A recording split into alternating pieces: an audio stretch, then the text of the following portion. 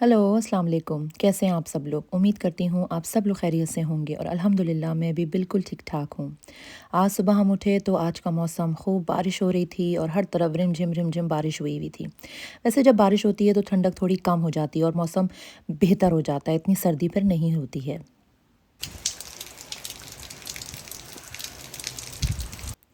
ये जो पौधा है ये मेरे घर के दरवाज़े के बिल्कुल बाहर ही लगा हुआ है और जब बाहर का मौसम शुरू होता है तो उसमें ढेर सारी कोपलें फूट आती हैं और उसमें बहुत प्यारे फूल निकलते हैं और ये पूरा पौधा फूलों से भर जाता है।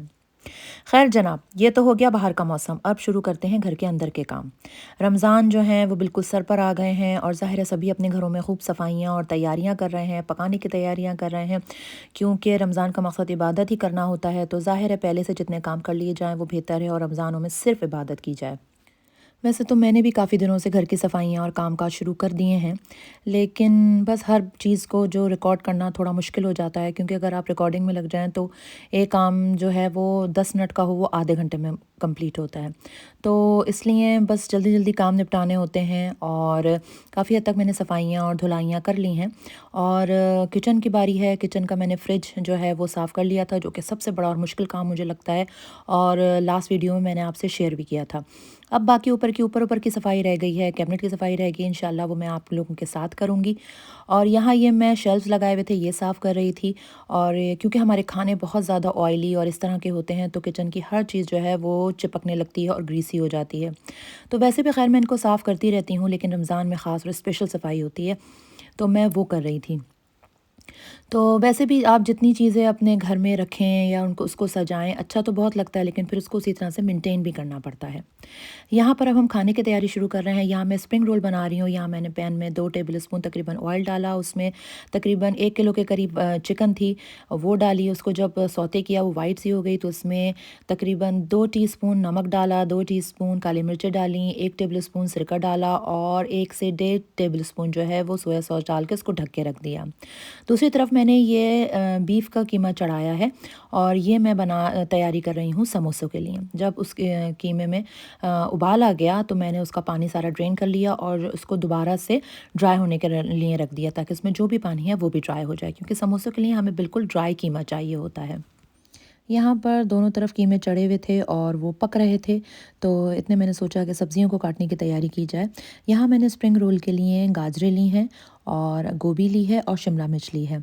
गाजरों को मैंने कद्दूकश कर लिया था और ये आधी गोभी है, इसको मैं जूलियन में बारीक-बारीक काट लूँगी और इसके अलावा शिमला मिर्च जाएगी। शिमला मिर्च को मैं जूलियन नहीं काटूँगी बल्कि डाइस में काटूँगी, क्योंकि मेरे बच्चों को इतनी ज़्यादा पसंद नहीं है, तो फिर वो निकाल देते हैं।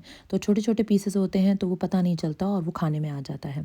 अब मैंने एक पैन में 2 टेबलस्पून ऑयल डाला, इसमें गाजरें, शिमला मिर्च डाली, उसके बाद इसमें गोभी भी डाल दी और उसको अच्छी तरह से सौते किया।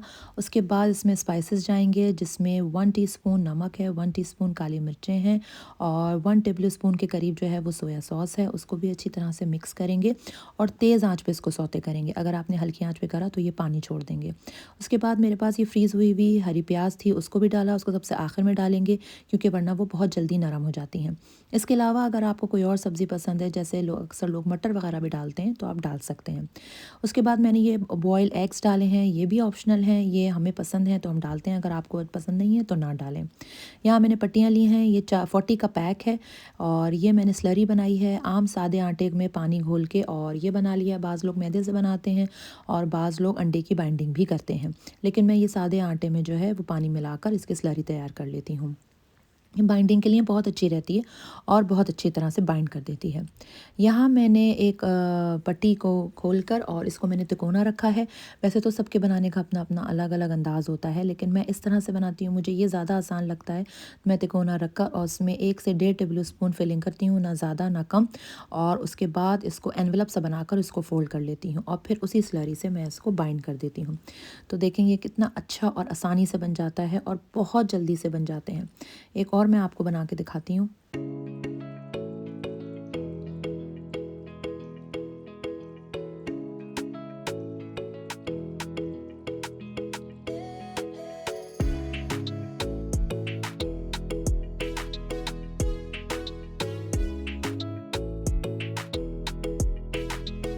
ये देखें कितनी आसानी से और प्यारे रोल तैयार हो गए। इसके बाद मैंने अपने छोटे बेटे की हेल्प ली, वो मुझे पट्टियाँ खोल-खोल के देता रहा और मैं रोल बनाती रही, तो इस तरह मेरा काम आसान हो गया और फटाफट सारे रोल तैयार हो गए। अब मैं इनको फ्रीज़ करके रख दूँगी और जिस दिन भी हमारा खाने का मूड होगा हम इनको निकालेंगे, फ्राई करेंगे और खूब मज़े से खाएँगे।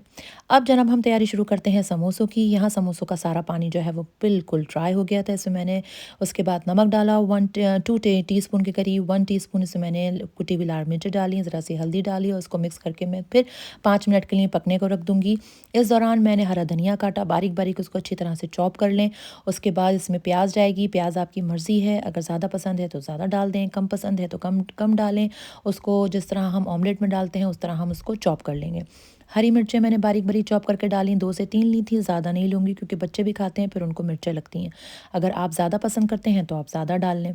यहाँ कीमे को पहले हम ठंडा करेंगे। कीमे को मैंने अखबार पे फैला दिया था और वो अच्छी तरह ठंडा भी हो गया था और उसमें जो एक्स्ट्रा मॉइस्चर था वो भी ड्राई हो गया था। उसके बाद उसमें मैंने हरा धनिया और प्याज़ डाल के, हरी मिर्च डाल के उसको मिक्स कर लिया। यहाँ मैं कबाबों का गोश्त चढ़ा रही हूँ, ये बीफ का गोश्त है, इसमें पानी डाल के उसको मैंने उबाल के लिए रख दिया था। यहाँ ये पट्टियाँ हैं, ये 30 का पैक है, ये पट्टियाँ थोड़ी बड़ी होती हैं। ये लेके इसको मैंने 3 हिस्सों में काट लिया है और ये इस तरह इसका साइज़ जो है ना वो बहुत मुनासिब बनता है, ना तो बहुत छोटे समोसे होते हैं और ना ही बहुत बड़े होते हैं। अब मैं आपको अपना तरीका बताती हूँ कि मैं किस तरह से समोसे बनाती हूँ। एक कॉर्नर उठाया और उसको सीधी साइड पे रख दिया। ये देखें तिकोना सा बन गया और थोड़ा-सा एज बाहर भी निकला हुआ है।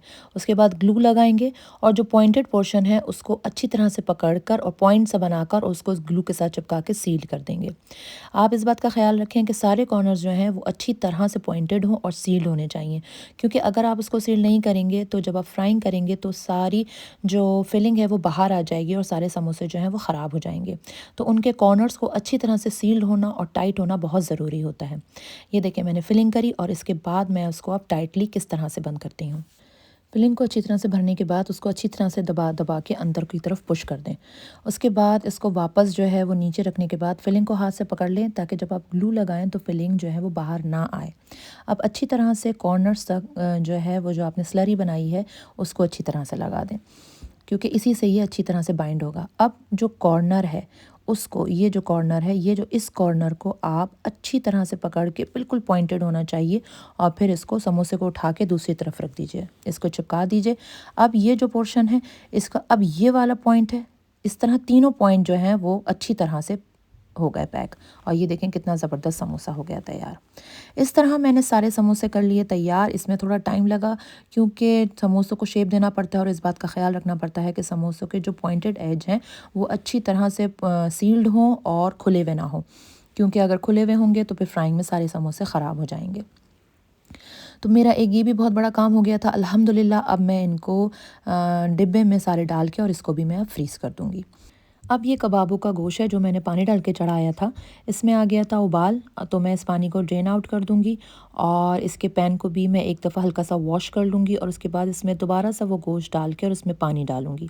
पानी मैं इसमें इतना डालूँगी कि गोश्त जो है वो अच्छी तरह से भीग जाए और पानी जो है वो गोश्त से तकरीबन 1 से 2 इंच तकरीबन गोश्त से ऊपर होना चाहिए। फिर हम इसको चूल्हे पे चढ़ा देंगे और इसमें जो मसाले जाएंगे उसमें लहसुन जाएंगे 2 पूरे साबुत, 1 साबुत प्याज जाएगी, 1 इंच का अदरक का टुकड़ा जाएगा, 2 टेबलस्पून साबुत धनिया जाएगा, 1 टीस्पून पिसा हुआ भुना हुआ ज़ीरा, 10 से 15 साबुत लाल मिर्चें, 2 ग्लास जो है मैंने चने की दाल अच्छी तरह से धो ली थी वो, 1 टीस्पून पिसा हुआ गरम मसाला और 2 टीस्पून नमक और 2 टेबलस्पून के करीब इसमें जाएगा ऑयल। उसके बाद हम इसको ढककर पकने के लिए छोड़ देंगे और तकरीबन ये 45 मिनट से लेकर 1 घंटे तक पकेगा हल्की आंच पर। और जब आपको लगे कि दाल भी गल गई है और गोश्त भी गल गया है तो इसको अच्छी तरह से मिक्स करेंगे। अच्छा, इसको हम ग्राइंड नहीं करेंगे बल्कि इसको हम हाथ से ही पीसेंगे और आप देखना जब आप इसको हाथ से करेंगे तो इतने अच्छा पिसेगा। और क्योंकि ये बोटियों के कबाब बन रहे हैं तो आप हाथ से करेंगे तो रेशा रेशा अलग हो जाएगा और अगर आपने इसको ग्राइंड कर दिया तो ये सारा पिस जाएगा। तो फिर कबाब जब आप खाएंगे तो आपको रेशे का एहसास नहीं होगा बल्कि लगेगा कि ये शायद कीमे के ही बने हुए हैं। तो फिर इसको हाथ से करेंगे, मेहनत तो थोड़ी लगे लेकिन बहुत अच्छे कबाब बनेंगे। उसके बाद आप प्याज और हरा धनिया और हरी मिर्चें लेके उसको अच्छी तरह से बारीक बारीक चॉप कर लेंगे मशीन में, उसको भी आप कीमे में शामिल कर देंगे। और इसके अलावा इसमें बाइंडिंग के लिए जाएंगे 2 अंडे, उसको आप अच्छी तरह से मिक्स कीजिए और फिर जनाब इसके बना लीजिए ढेर सारे कबाब। और यहाँ अल्हम्दुलिल्लाह मेरा हो गया था कीमा तैयार और फिर मैंने बना लिए इसके कबाब। और मैं अब इसी तरह से इनको प्लेटों में ही फ्रीज़ कर दूँगी और जब ये अच्छी तरह से फ्रीज़ हो जाएंगे तो मैं इनको निकाल के ज़िप लॉक बैग में रख दूँगी। तो इस तरह से मेरे काम हो गए सारे ख़त्म। और अब मैं यहाँ पर लूँगी आपसे इजाज़त। अगर आपको मेरा ब्लॉग अच्छा लगा है और मेरी रेसिपीज़ अच्छी लगी हैं तो प्लीज़ इसको सब्सक्राइब कीजिए, लाइक कीजिए और अपने फ्रेंड और फैमिली के साथ शेयर कीजिए। और इस दुआ के साथ इजाज़त लूँगी कि अल्लाह पाक खैर व आफ़ियत से हमें इन रमज़ानों में लेके जाए और हमारे दस्तरख़्वानों को अपनी रहमतों से, बरकतों से और रिज़्क़ से माला माल रखे। आमीन। इजाज़त दें। अल्लाह हाफ़िज़।